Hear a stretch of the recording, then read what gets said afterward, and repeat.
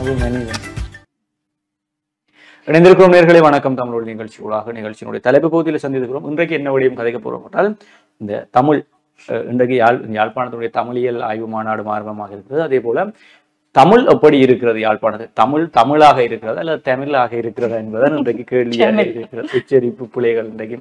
அப்ப இந்த தமிழை பற்றி நாங்கள் பேசும்போது யாழ்ப்பாணத்தினுடைய தமிழ், குறிப்பாக ஈழத்தினுடைய தமிழுக்கு வந்து ஒரு தனி மரியாதை இருக்கு. எங்களுக்குள்ளே வந்து எங்களுடைய உச்சரிப்பு, எங்களுடைய பிரதேச வழக்கு, எங்களுடைய கிராம வழக்குகளின் அடிப்படையில் வேறுபட்ட இடங்கள் தான். குறிப்பாக 20 விதமான தமிழ் இங்கே ஈழத்திலே பேசப்படுகிறது என்று கூறினாலும் எங்களுடைய தமிழுக்கு உலகளாவிய ரீதியிலேயே ஒரு தனிச்சிறப்பு ஒன்று இருக்கிறது. குறிப்பாக வந்து யாழ்ப்பாண தமிழை வந்து இந்த இலக்கிய காலங்களில் பேசப்படக்கூடிய தொல்காப்பிய தமிழ் என்று கூட கூறுவார். அதற்கு பலரும் வந்து அங்கிருந்து வரக்கூடிய தமிழ்நாடு போன்ற உலக பிறப்புகளிலிருந்து வரக்கூடிய பெரும் பேராசிரியர்கள், இந்த தமிழியல் துறைகளில் பெரும் ஆய்வுகளை மேற்கொண்டு இங்கே வந்து பார்த்து விட்டு சென்று விட்டு கூறுவார்கள், சாதாரண மனிதர்களுடைய வாயில் எல்லாம் வந்து இந்த தொல்காப்பிய தமிழ் யாழ்ப்பாணத்திலே நடனமாடி கொண்டிருக்கிறது என்று. குறிப்பாக வந்து இந்த எங்களுடைய சுகி சிவமையா அவர்கள் ஒரு முறை யாழ்ப்பாணம் வந்துவிட்டு இந்தியாவிலே சென்று பேசும்பொழுது கூறினார், தான் ஒரு ஹோட்டல்ல வந்து தங்கி இருக்கணும், ஒரு விடுதியிலே அறை எடுத்து தங்கி இருக்கும் பொழுது அங்கே வந்திருக்கக்கூடிய அந்த விடுதியினுடைய சேவகன், அப்ப இவர் இறப்பு வீட்டுக்கு சென்று விட்டு வந்திருக்கார். அப்ப அந்த அவன் வந்து கேட்டானாம், வந்து ஐயா நீங்க இறப்பு வீட்டுக்கு சென்று விட்டு வந்த நீங்கள் தோயல் ஒன்று கேட்டான். அப்ப இந்த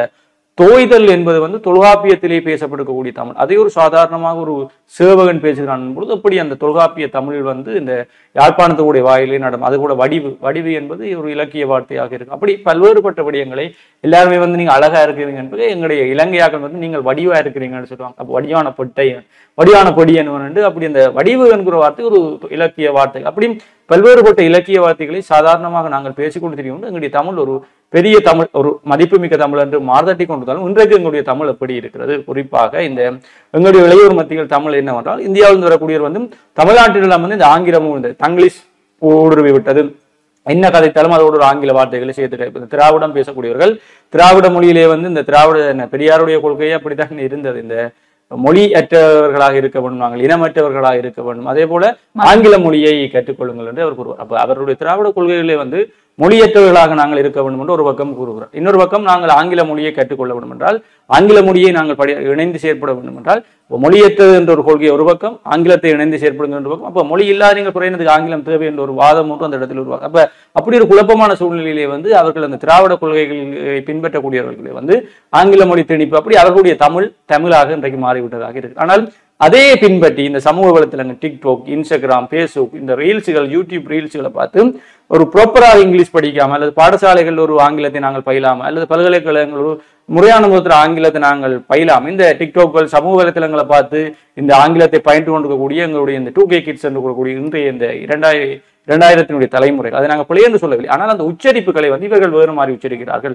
எங்களுடைய தமிழோடு சேர்த்து அதே அந்த சென்னை பாசை, தமிழ்நாட்டு பாசைகளை கொண்டு வந்து இங்கே சேர்த்து எங்களுடைய தமிழை கொண்டு கொண்டிருக்கிறார் என்பது மனக்கவலையாக இருக்கிறது. அப்ப இந்த விடயங்களை பற்றி அண்மையிலே வந்து யாழ்ப்பாண தமிழ் எப்படி இருக்கிற ஒரு கேள்வி கேட்ட கார்த்திகேயனிடம் கேட்டு பார்ப்போம். சொல்லுங்க கார்த்திகே. நிச்சயமாக தான். குறிப்பாக சுகிசிவம் ஐயாவை பற்றி அவருடைய ஒரு சம்பவம் இங்க எங்களுடைய ஈழ தேசத்தில் நடந்ததை பற்றி குறிப்பிட்டிருந்தா, அதே மாதிரி தான் இன்னும் முறை அவர் ஒரு நண்பர் வீட்டுக்கு போயிருக்கின்ற பொழுது அந்த நண்பனுடைய பேத்தி வந்து சிரித்து கொண்டிரு, ஏதோ ஒரு சம்பவம் நடந்திருக்கு, அவர் சிரித்திருக்கிறார். அப்பொழுது அவர் பேத்தி அணுங்குகிறாள் அப்படின்ற ஒரு வார்த்தையை பயன்படுத்தி இருக்கிறார். அப்ப இந்த அணுங்குதல் அப்படி என்பது குறிப்பாக கம்பராமாயணத்தில் பயன்படுத்தி இருக்கக்கூடிய வார்த்தையாக, அந்த சூர்பனகையினுடைய சிரிப்பிற்கு ஒப்பிட்டு கூறப்பட்டிருக்கக்கூடிய ஒரு வார்த்தையாக இந்த அணுங்குதல் அப்படி என்ற ஒரு வார்த்தை இருந்திருக்கிறது. ஆனால் நாங்கள் அதை இன்னமுமே புழக்கத்தில் வைத்திருக்கிறோம் அப்படி என்பது குறிப்பாக அது எங்கிருந்து வந்தவர்கள் சொன்னால் தமிழ்நாட்டிலிருந்து வந்தவர்களுக்கு அது ஆச்சரியத்தை ஏற்படுத்தக்கூடிய ஒன்றாக இருக்கிறது. இப்ப அண்மையில் தென்னிந்தியாவிலிருந்து வந்திருக்கக்கூடிய ஒரு திரைப்படம், அந்த படத்தில் கூட ஈழம் தமிழர்களுடைய தேசம் அப்படி என்ற ஒருவர் கேள்வி ஒன்று கேட்பார்.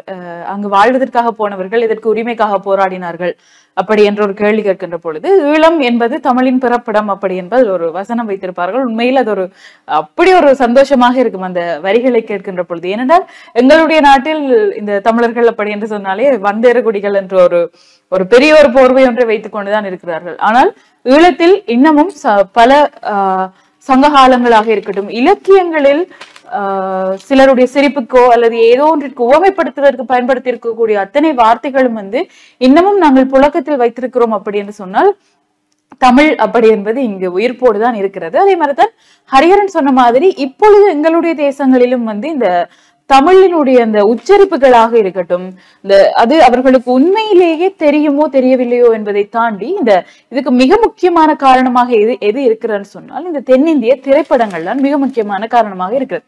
இப்போ ஒரு கதாநாயகர் பேசக்கூடிய அந்த நடை உடை, இப்பொழுது எங்களுடைய உடைகள் கூட, எங்களுடைய அலங்காரங்கள் கூட ஏதோ ஒரு திரைப்படத்தில் வரக்கூடிய கதாநாயகரை போன்று மாறி இருக்க வேண்டும். அது ஒரு சிகை அலங்காரமாக இருக்கட்டும், அவருடைய பேசக்கூடிய தன்மை அப்படி என்பது எல்லாமே மாறிக்கொண்டு வருகிறது. குறிப்பாக சமகாலத்தில் எங்களுக்கு நாங்க கொஞ்சம் முன்னுக்கு கதாநாயகர்களை பார்த்தால் கொஞ்சம் மென்மையான கேரக்டராக இருப்பார்கள், இந்த உண்மையாக காதலிப்பவர்களாக இருப்பார்கள், வீரமாக இருப்பார்கள். ஆனால் அந்த காதல் சார்ந்து ஒரு அன்பு சார்ந்த திரைப்படங்களை பார்த்து வந்த சமுதாயம் அதற்கேற்ற மாதிரி அந்த சமுதாயத்தை வடிவமைத்துக் கொண்டிருந்தது. அது காதலாக இருக்கட்டும், அன்பாக இருக்கட்டும், பழக்க வழக்கங்களாக இருக்கட்டும், நடைமுறையாக இருக்கட்டும். இப்படி இருந்த சமுதாயம் இப்பொழுது திரைப்படம் என்பது ஒரு சமுதாயத்தை இன்ஃப்ளூயன்ஸ் செய்யக்கூடிய ஒரு அடிப்படை காரணியாகத்தான் இருக்கிறது. இப்ப வரக்கூடிய திரைப்படங்களை பார்த்து இந்த இளம் தலைமுறை தங்களுடைய சிகை அலங்காரங்களில் இருந்து ஆடை அலங்காரம் வரை மாறிக்கொண்டு வந்திருந்தாலும் நடை உடை பாவனை எல்லாமே மாறி கடைசியில் மொழி கூட மாற்றமடைந்து வருகிறது. குறிப்பாக கரியரன் சொன்னது போல இந்த தங்கிலீஷ் அப்படி என்பது வார்த்தை என்பது எங்களுக்குள் அதிகரித்திருக்கக்கூடிய ஒன்றாகத்தான் இருக்கிறது. அதை இந்த சமுதாயம் எப்படி பார்க்குதுன்னு சொன்னால் அது ஒரு கெத்து. நான் அது மாதிரி நானும் கதைக்கிறேன் அப்படின்னு சொன்னால் அது ஒரு கெத்து. ஆனால் எங்களுக்கு இருக்கக்கூடிய அந்த ஸ்லாங் அப்படி என்பது மாறிக்கொண்டு வருகிறது என்பதுதான் உண்மை. யாழ்ப்பாண தமிழ் என்றால் இப்படித்தான் இருக்கும், மட்டக்களப்பு தமிழ் என்றால் இப்படித்தான் இருக்கும், திருகோணமலையில் இருப்பவர்கள் தமிழ் இப்படித்தான் கதைப்பார்கள், முல்லைத்தீவு வவுனியா என்று ஒவ்வொரு ஊருக்கும் ஒவ்வொரு தனிச்சிறப்புடன் தமிழ் இருக்கின்ற பொழுது இந்த திரைப்படங்கள் இன்ஃப்ளூயன்ஸ் செய்து எங்களுடைய தமிழ் மொழி, எங்களுடைய அந்த ஸ்லாங் என்பது மாற்றமடைகிறது என்பதுதான் வேதனைக்குரிய ஒன்றாக இருக்கிறது. அதிலும் குறிப்பாக நாங்கள் சுத்தமாக தமிழ் கதைப்பவர்கள், அதிலும் குளிச்சுட்டு அப்படி இல்லை, சுத்தமாக என்று சொன்னால் எங்களுடைய தமிழே ஒரு சுத்தம் இருக்கும். ஈழத்தில் இருப்பவர்கள் நாங்கள் அதை பெருமையாக சொல்லிக் கொள்ளலாம். இந்த அதிக ஆங்கில கலப்புகள் இருப்பாது. இப்பொழுது நாங்கள் எங்களை கூட உதாரணமாக சொல்லலாம். ஆங்கில மொழி மூலத்தில் நாங்கள் கல்வி கற்றாலும் கூட நாங்கள் பொது வழிகளில் தமிழ் பேசுகின்ற பொழுது அந்த அதிகமான ஆங்கில கலப்புகள் இருக்காது. ஒப்பீட்டளவில் தமிழ்நாட்டில் தமிழ் கதைப்பவர்களை விட எங்களுடைய ஆங்கில கலப்புகள் குறைவாகத்தான் இருக்கிறது. அதிலும் இன்றைக்கு வேறு வழியே இல்லை. நாங்கள் ரிசர்ச் பேப்பர் செய்யறதா இருந்தாலும் சரி, அசைன்மெண்ட் செய்யறதா இருந்தாலும் சரி, எங்களுடைய ஹையர் எஜுகேஷன் அதாவது மேல் படிப்புகளை பல்கலைக்கழகங்களில் தொடர்றதா இருந்தாலும் சரி, கலைத்துறையில் ஒரு சில பாடங்களை தவிர மிச்ச எல்லா பாடங்களுமே நாங்கள் ஆங்கில மொழி மூலத்துல கல்வி ஆங்கில மொழியத்துல தான் கற்கணும், வேற வழியே இல்லை. நான் தமிழ்ல படிக்க போறேன்னு சொன்னா நாங்க அங்க படிக்க இயலாது அப்படின்ற நிலைமை தான் எங்களுடைய தேசங்களில் இருக்கிறது. மற்றது வேலை உலகிற்கு போனாலும் எங்களுடைய அந்த பேசிக்கான திறமைகள், பேசிக்கான ஆளுமைகள் அப்படின்னு சொல்லிக்கொள்ள இந்த கம்யூனிகேஷன் ஸ்கில், அதுல நாங்கள் முதல்ல தமிழ் மொழிக்கு முன்னமே ஆங்கிலம், இங்கிலீஷ் அப்படின்ற ஒரு லாங்குவேஜ் போட வேண்டிய ஒரு நிர்பந்தம் எங்களுக்கு இருக்கிறது. வேலை உலகம் அப்படித்தான் இருக்கிறது, கல்வி உலகம் அப்படித்தான் இருக்கிறது. ஆனாலும் நாங்கள் சுத்தமாக தமிழ் பேசுகிறோம். நாங்கள் குளிச்சுட்டு தமிழ் பேசுறோம் அப்படி என்று இல்லை, சுத்தம் என்று நாங்கள் சொல்ல வந்தது இதைத்தான். இப்படி இருக்கேக்குள்ள எங்களுடைய தமிழுக்கு என்று ஒரு சிறப்பும் பெருமையும் இருக்கிறது. அது காலம் மாற மாற அது மாறிக்கொண்டு போய்விடக் கூடாது அப்படி என்பது எங்களுடைய அபாவம் இருக்குது. குறிப்பாக இன்னும் ஒரு விடயம், இந்த சமூக வலைத்தளங்களில் பார்த்த ஒரு விடயம், ஒரு ஒயிட் பீப்புள், ஒரு வெளிநாட்டவர் ஒருவர் இந்திய தமிழுக்கும் இலங்கை தமிழையும் கம்பேர் பண்ணி ஒரு வீடியோ ஒன்று போட்டிருப்பார். அது என்னன்னு சொன்னால், இந்த இந்திய தமிழர்களுடன் கதைக்கிற பொழுது அதிகமாக அவர்கள் ஆங்கில கலப்புகள் செய்கிறார்கள். அவர்களுடைய தமிழ் விளங்கிக் கொள்ளக்கூடியதாக இருக்கும். ஆனால் இலங்கை தமிழர்கள், குறிப்பாக ஈழத்தமிழர்களுடன் கதைக்கிற பொழுது விளங்கிக் கொள்ள முடியாத தன்மை இருக்கும் என்று அவர்கள் சுத்தமாக தமிழ் கதைக்கிறார்கள். அப்படிப்பட்ட தமிழை இந்த சினிமா மோகங்களாலும் அந்த கதாநாயகர்கள் போன்று நாங்கள் ஆக வேண்டும் என்பதற்காகவும் சிதைத்து விடக்கூடாது அப்படி என்பதுதான் என்னுடைய அவாவாக இருக்குது. அதை விட இன்னொரு பெரிய விடயம் சிதைக்குதான் இந்த இந்திய திரைப்படங்கள் இப்போ எங்களோட தமிழை கேட்க நீங்க எங்க போனீங்க அப்படி இந்த நாங்களே எங்களை தமிழை கேட்டு இப்படித்தானே நாங்க கதைக்கிறோம். ஒரு தெனாலி திரைப்படத்தில் மிக மோசமாக காட்டி அதுக்கு பிறகு வரக்கூடிய நிறைய படங்களும் இப்ப கடைசியா உடம்பு ஓரளவு இருந்தாலும் ஆனா கொஞ்சம் மிகைப்படுத்தி தான் கேட்கலாம். அப்ப அந்த படங்களை பார்த்துட்டு சடுன அறைக்க போய் கண்ணாடிக்கு முன்னால பார்த்துட்டு முன்னாலும் நாங்க கதைச்சல நாங்க ரெக்கார்ட் பண்ணி பார்க்கணும், நாங்களும் இப்படித்தான் கதைக்கிறோம். ஆனா அப்படி இல்லை, நாங்களும் இங்க வரக்கூடிய எல்லாரும் கிட்ட அப்படி இல்லை, அவர் கொஞ்சம் மிகைப்படுத்தி கூறுவோம். அப்ப எங்களுடைய தமிழ் என்று எங்களுக்கு அப்ப நாங்களும் வெளிநாடுகளுக்கு போய் வரைக்கும் எங்களுடைய தமிழை நாங்கள் என்ன கதைக்கிறோமோ இல்லையோ, புழுகுறோமோ உருட்டுறோமோ என்னவோ செய்ய, ஆனா எங்களுடைய உச்சரிப்பு எங்களுடைய வார்த்தைகளை ரசிக்கக்கூடியதுன்னு ஒரு கூட்டம். அப்ப அந்த தமிழை கொண்டு விடாதீர்கள், இந்த சமூக வலைத்தளங்களுக்கு மூழ்கி கொண்டு விடாது. இப்ப அந்த டிக்டாக்கை பாத்தீங்கன்னாலே வெளிநாட்டில் பிறந்து வளர்ந்தக்கூடிய அந்த புள்ளியில் கேட்கக்கூடிய தமிழுக்கு அது எங்களுடைய தமிழுடைய சாயல் இருக்கக்கூடிய அதுக்கு ஒரு நல்ல ஒரு வரவேற்பு இருக்கு. ஆனா எங்களுடைய என்ன செய்யறது, 4-5 இங்கிலீஷை போட தான் டிக்டாக் வீடியோ இங்க வேற மாதிரி நாங்கள் செஞ்சிருக்கோம். எங்களுக்கு நாமும் நமக்கு யூடியூபர்ஸ். அப்ப நாமும் நமக்கென நலியா கலையுடையோம் என்பது போல எங்களுடைய தமிழை பாதுகாக்க வேண்டிய தேவை எங்கள் எல்லோருக்கும் இருக்கிறது என்பதை முதலிலே புரிந்து கொள்ளுங்கள் என்று கூறிக்கொண்டு தமிழராட்சி மாநாடும் வெற்றி பெறுவதற்கு நாங்களும் தமிழியல் மாநாடும் வெற்றி பெறுவதற்கு நாங்களும் வாழ்த்துக்களை கூறிக்கொண்டு நாங்கள் உங்களிடம் விடைபெற்று செல்ல போகிறோம். மற்றும் ஒரு நிகழ்ச்சியில் உங்களை சந்திக்கும் வரை உங்களிடம் விடைபெற்று செல்லும் நான் நன்றி உங்களை கருகிறேன் மற்றும் நன்றி.